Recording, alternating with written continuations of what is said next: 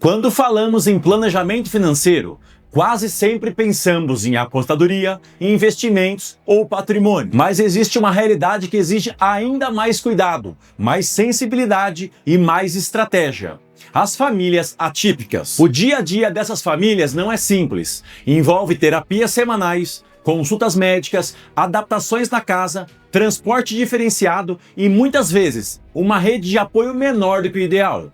É nesse ponto que o planejamento financeiro deixa de ser apenas números e passa a ser uma ferramenta de amor, de continuidade e de tranquilidade. Ser pai ou mãe de uma criança neurodivergente é viver com duas responsabilidades ao mesmo tempo: cuidar do presente e pensar no futuro. É preparar o lanche da escola hoje enquanto se pergunta: como será a vida adulta desse filho daqui 10, 15 ou 20 anos? É pagar terapia dessa semana, enquanto se carrega o peso da dúvida se será possível sustentar todas as outras que virão. Segundo o IBGE, quase 9% da população brasileira declarou ter algum tipo de deficiência no último censo. Entre elas, milhares são crianças e adolescentes que demandam cuidados especiais e contínuos. Isso significa que uma grande quantidade de famílias vive todos os dias com o mesmo dilema: como garantir qualidade de vida no presente e segurança no futuro. Aqui no escritório no qual sou sócio, já recebemos inúmeras histórias de pais com essa preocupação. Uma delas foi o de uma mãe que, com lágrima nos olhos, disse: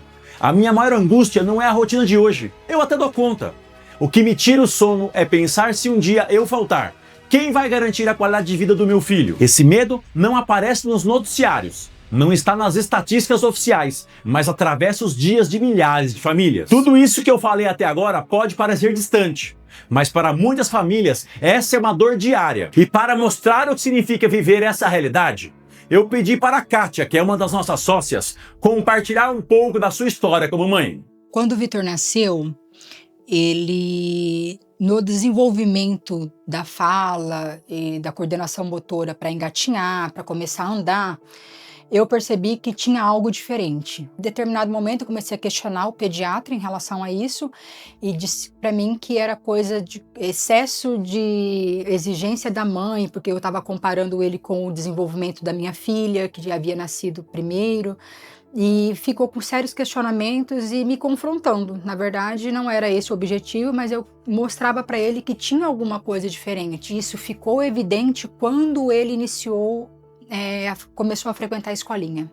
A professora começou a perceber comportamento, a questão da coordenação na hora de pegar a caneta, de pintar um desenho e tudo, e a relação com os colegas. Ele fugia de contato próximo. O contexto social dele de desenvolvimento ficou bem evidente quando ele foi para a escolinha. O diagnóstico do Vitor veio aos 7 anos, ainda inconcluso, né?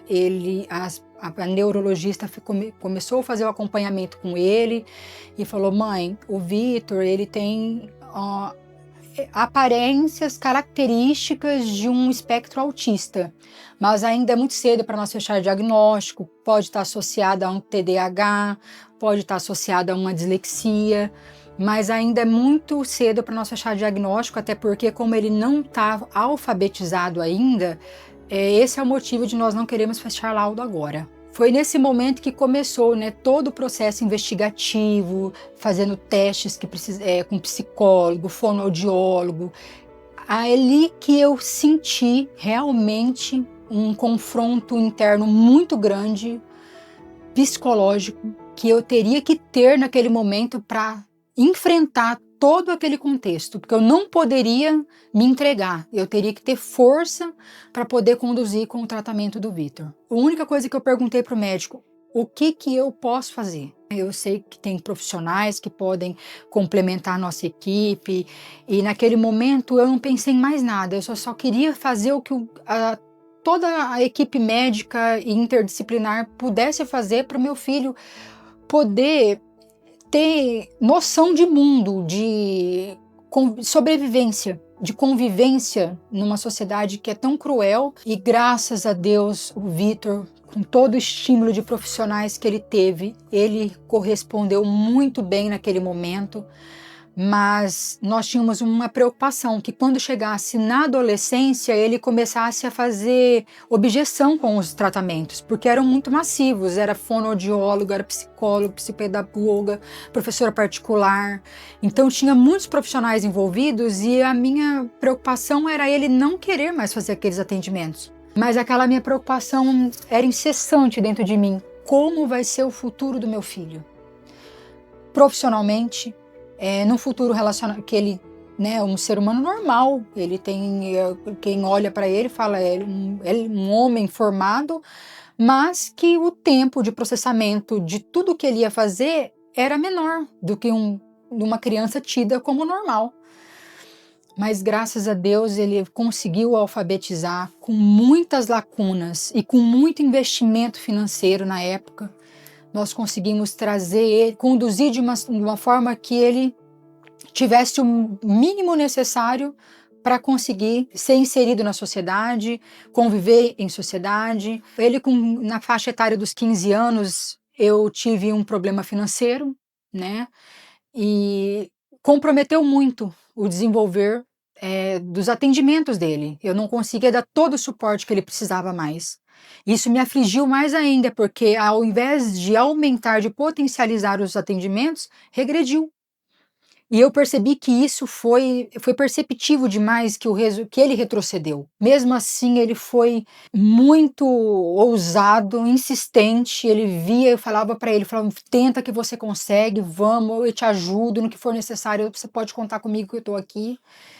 E graças a Deus, hoje, ele conseguiu concluir o ensino médio, conseguiu prestar vestibular, ele está fazendo curso superior nesse momento. Eu percebo que ele vê que ele tem sem querer, ele se compara. Eu percebo que ele olha do lado e fala, fulano é melhor do que eu, ou fulano desenvolve mais do que eu, ele conseguiu e eu não consigo. Então, precisa fazer um trabalho muito importante ainda com psicólogo para desmistificar essas crenças que ainda tem dentro da cabeça dele, mostrar para ele que ele consegue, todo mundo consegue alcançar um resultado. Ele fala que ele tem vontade até de empreender, mas eu percebo que ele tem receio de tentar. A minha maior preocupação era que eu viesse a faltar e deixá-lo vulnerável. E eu tenho certeza que não é só a minha, que é a de muitas mães, deles se sentirem vulneráveis, né? Ou pessoas fazerem mal, pessoas agirem com maldade, e algo interior meu, né? Não sei se de todas as mães, mas algo que me preocupava bastante.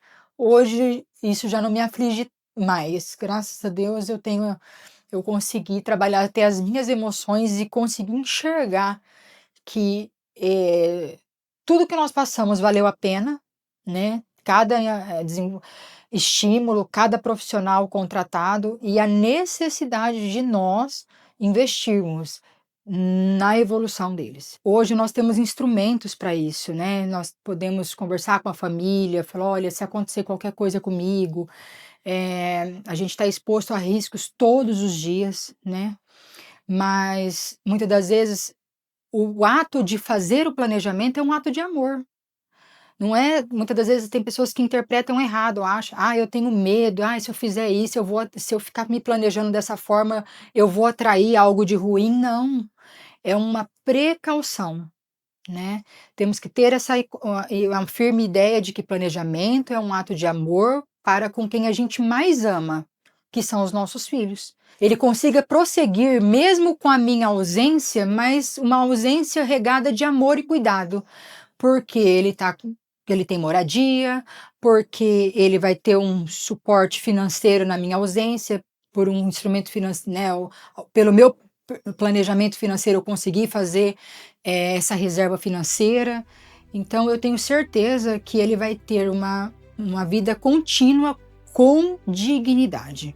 O depoimento da Kátia traduz exatamente o que tantas famílias sentem. A maior preocupação não é apenas com o presente, mas também com o futuro, com o que vai acontecer se um dia os pais não estiverem mais aqui, para garantir os cuidados. E é justamente por isso que o planejamento financeiro deixa de ser apenas sobre números e passa a ser sobre o amor que se transforma em estrutura. Colocar no papel os custos dessa rotina é sempre um choque. Uma criança com transtorno do espectro autista, por exemplo, pode precisar de mais de 10 horas de terapias ocupacionais por semana, além de sessões de fonoaudiologia, psicopedagogia e outras especialidades. Os valores variam. Uma sessão de fonoaudiologia pode custar entre 100 e 250 reais. A terapia ocupacional é entre 120 e 250 reais. A psicopedagogia gira em torno de 150 a 250 reais. Já cuidadores especializados podem custar de 2.000 a 3.500 reais por mês em regime integral.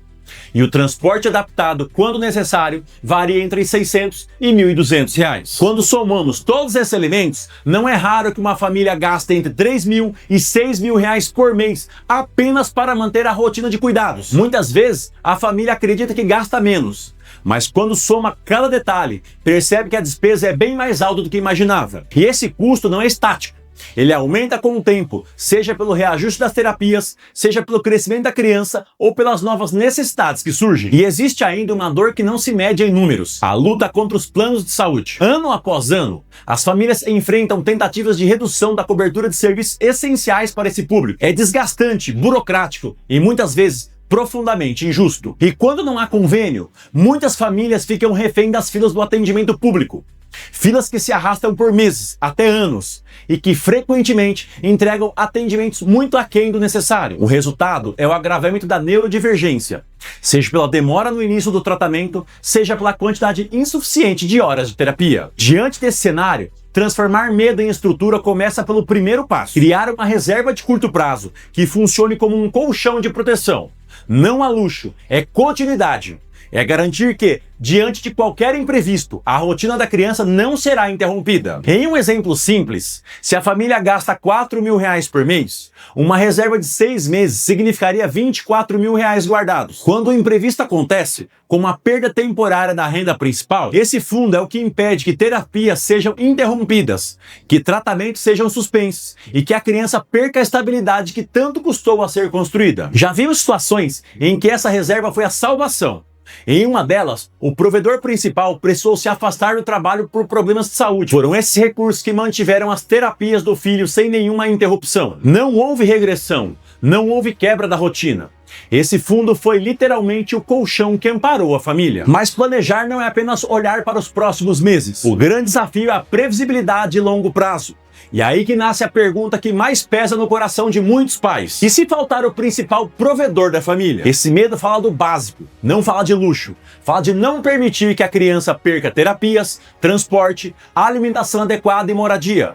Fala de não deixar que todo esforço feito até aqui se perca. Algumas famílias encontram resposta em estruturas privadas que funcionam como uma pensão planejada. É a possibilidade de transformar o planejamento em uma renda contínua e segura por 10, 15 ou 20 anos. Não se trata de um montante único que pode acabar, mas de um fluxo mensal, previsível, fluxo que garante que a vida continue. Uma mãe já resumiu isso dizendo: se eu tiver certeza que minha filha terá 3.000 reais por mês durante 15 anos, eu já consigo dormir melhor. Esse tipo de estrutura não é luxo.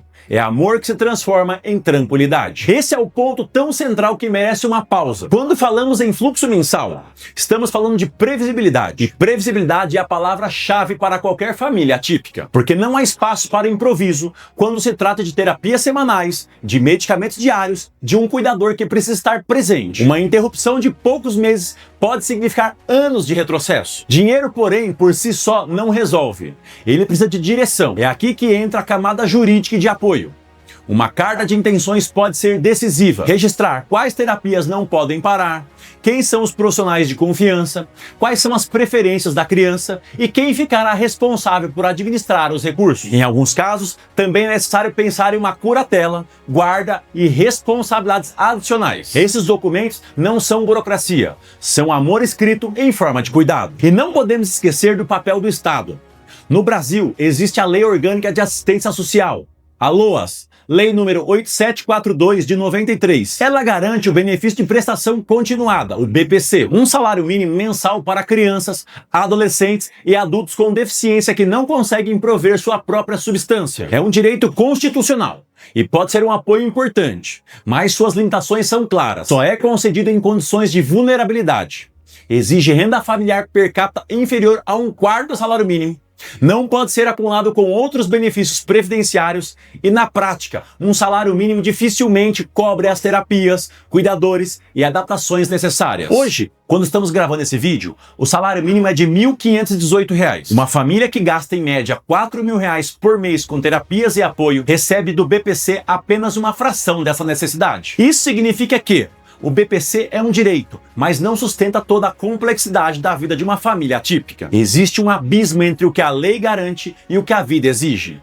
E é nesse espaço que o planejamento financeiro se torna indispensável. Não é só a Kátia da nossa história inicial que vive essa realidade. Há também a Luciana, mãe solo da Júlia, de 11 anos. Ela organiza sozinha todas as terapias, o transporte e a escola. Sua maior preocupação era: se algo acontecer comigo, quem vai cuidar da Júlia? O planejamento trouxe uma solução prática, uma renda mensal programada e a designação da avó materna como responsável legal, ou ainda o caso do Marco e da Fernanda, pais do Tiago.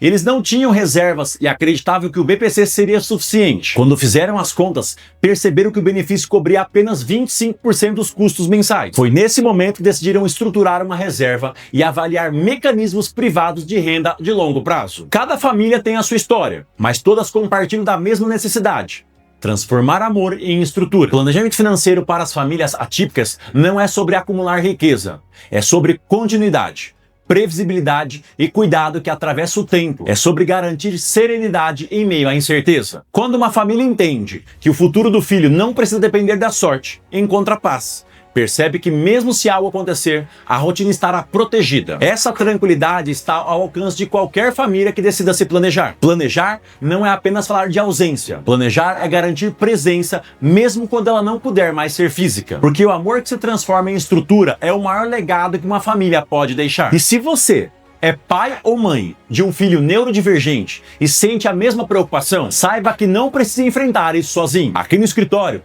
estruturamos planos personalizados para dar continuidade e tranquilidade à vida da sua família. Será um prazer caminhar com você nesse processo, ajudando a proteger quem você mais ama. E se quiser, clique no QR Code ao lado ou acesse o link que vou deixar fixado no primeiro comentário. E lembre-se, o futuro pode ser mais leve quando é construído com amor, estratégia e segurança. Nos vemos no próximo editorial.